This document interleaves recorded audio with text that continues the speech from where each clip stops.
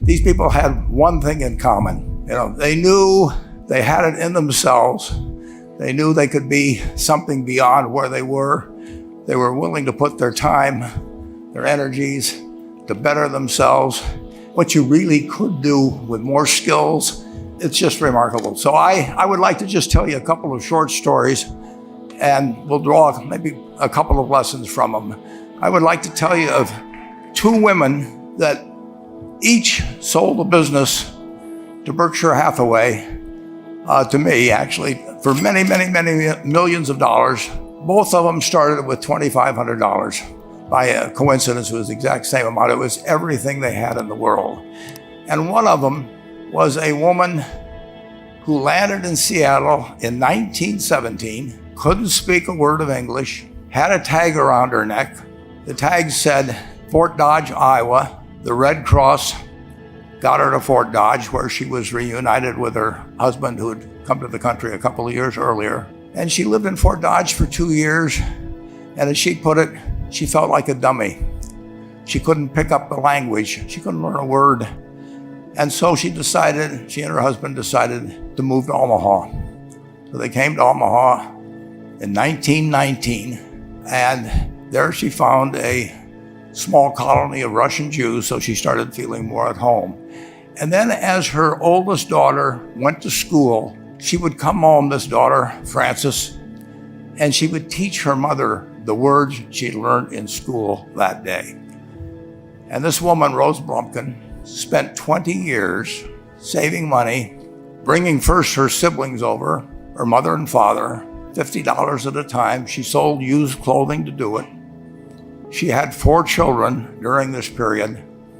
And by 1937, after 20 years, she'd saved $2,500. She went to Chicago and she bought what she could of furniture. Her dream had always been to open a furniture store.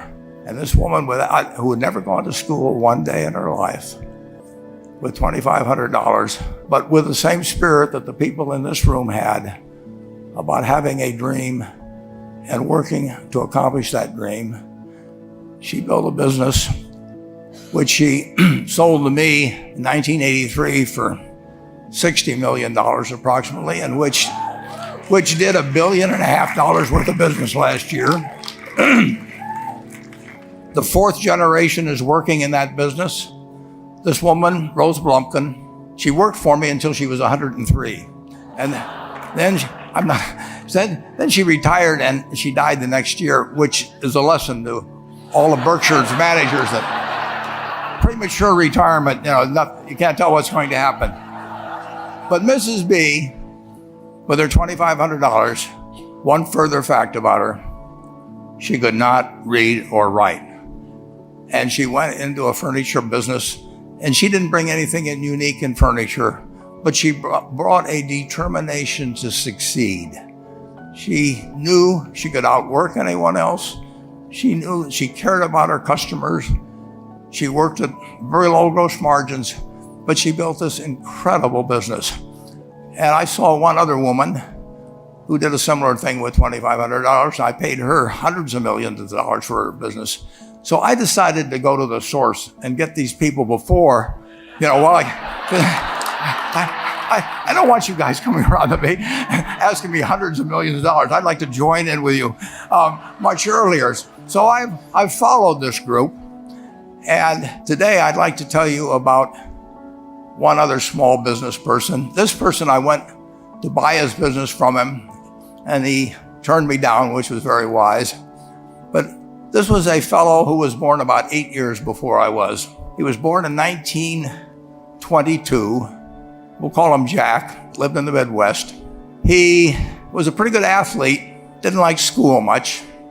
And I'm going to tell you one thing early in the story. Maybe you can figure out who the guy was. The company he built hires more college graduates each year than any other company in the United States. And this fellow, who was destined for this but did not know it, Jack, went to college for a year and then dropped out. He really wasn't that interested in school. And the year he dropped out was 1941. And when the the United States became under attack. He went down to the Army Air Force recruiting station, volunteered, and they turned him down because he had hay fever. So he went over to the Navy and again volunteered, and they took him. They put him on an aircraft carrier. He flew small flight airplanes during World War II, got 2 distinguished flying crosses from the Navy, and then he came back to the Midwest. So now we've got a young guy. Probably by this time he would be 23 or 24 years old. And the interesting thing is, he got back to the Midwest, and he actually kind of went from one job to another for a short period of, or not such a short period of time. And he finally became a used car salesman at a Cadillac dealership in St. Louis, Missouri. And at age 35, having moved up in the organization, the sales organization, he said to his boss, "Could I go into car leasing business with you?" The boss said, "Well, if you'll cut your salary in half and you'll come up with, I think it was $25,000, which he borrowed, we can become partners in a car leasing company." So my friend Jack started at age 35 in the car leasing business. And he had 7 cars. It was pretty slow. In fact, one of the things he did was whenever the phone rang, he let it ring 3 or 4 times so people would think that he was very busy answering other phones. And of course, it was the only call he was going to get all day. So his first venture was okay, but it wasn't really going to go anyplace. And there's a lesson in this for all of us. At age 40, he decided, with 17 vehicles, 17 cars, he was going to go into competition in the rent-a-car business. So now he's taking on Hertz and Avis and National and people like that who have hundreds and hundreds of thousands of cars. And he's got 17 cars, and his cars aren't any different than theirs. I mean, he's buying them from General Motors or Ford or Chrysler. And he can't get the airport locations. Those companies have them all sold up. But he was determined that he would basically offer the customer, can't offer him a different car, but he can offer them friendlier service than they've ever seen. And so he started a company. He named it after the battleship that he'd flown from in the Pacific, which was the USS Enterprise. And he died about a year and a half ago. But when he died, his rent-a-car company, starting with those 17 cars, was worth more than Hertz and Avis and all the rest of the rental cars put together. The man's name was Jack Taylor, and his son, Andy Taylor, is a good friend of mine, runs the business now. A grandchild is in the business. There'll probably be a 4th generation along the line. So this man in the United States, he didn't invent artificial intelligence. He didn't do anything that, just like Mrs. B selling furniture, I mean, that any one of us could have entered those businesses. But he lived by the creed, basically, of delighting his customers and working with people and establishing the relationship with them so that they in turn would want to delight the customers. He couldn't go out there and take care of every rental car possibility, but he learned how to project himself and his attitude toward his fellow man and his desire, to make a friend out of every customer. He managed to take very ordinary cars and turn them into this extraordinary business from virtually nothing.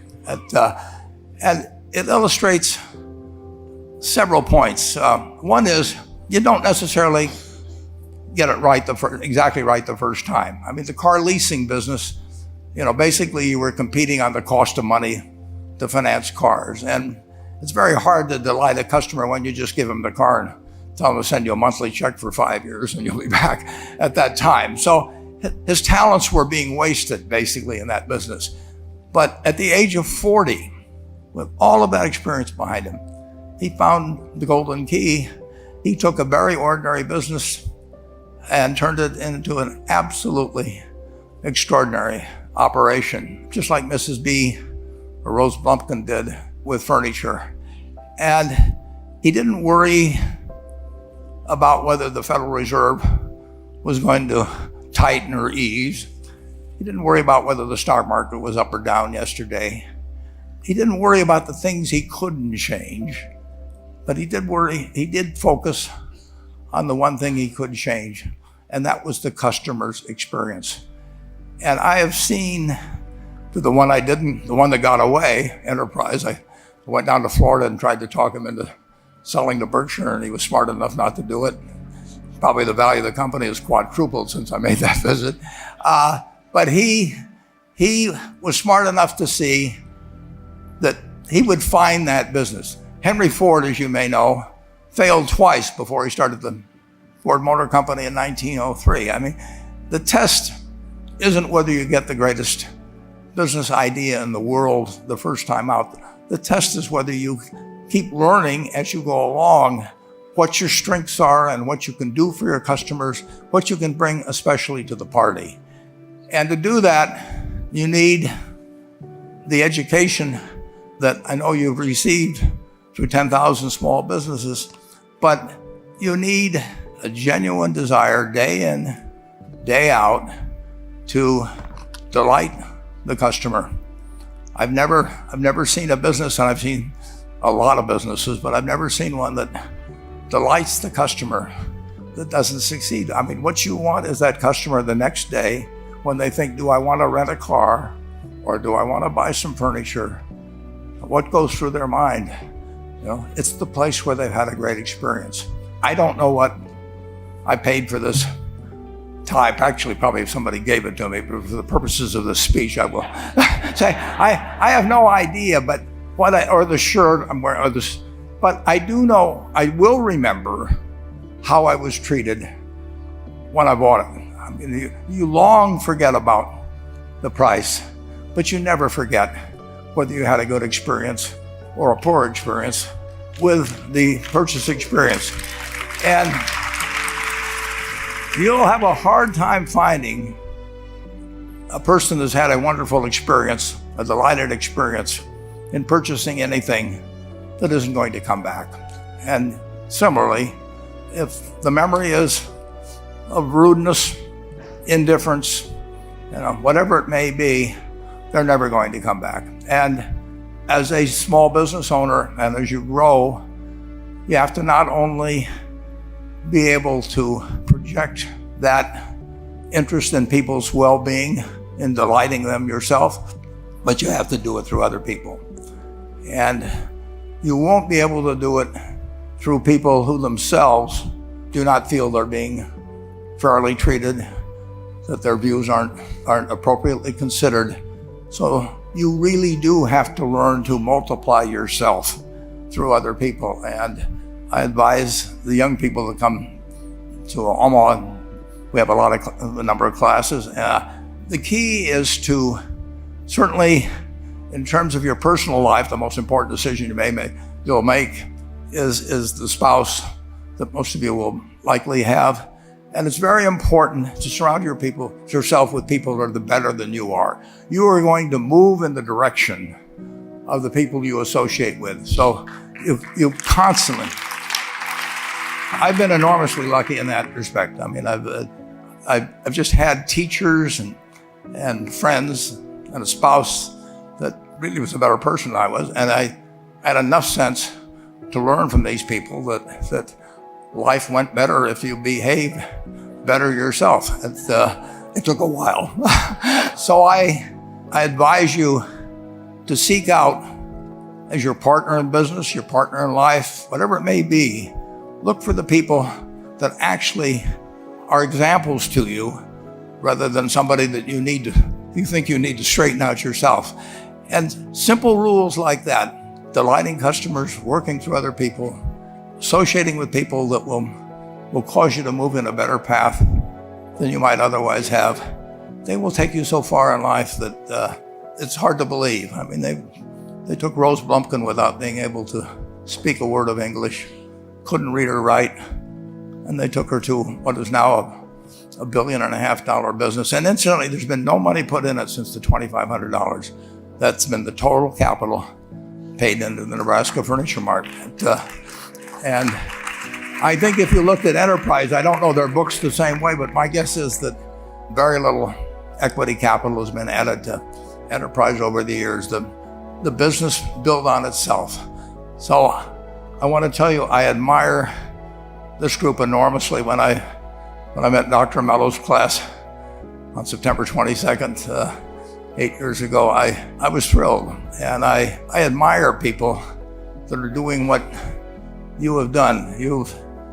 Working hard at your job at the same time, you took on an added, really, lot of hard work to further your skills. 99% graduate. I mean, it's a mind-blowing statistic. And I'm looking at 2,200 people here who I admire. I'm cheering for you, and I can tell you the best is yet to come. Thank you.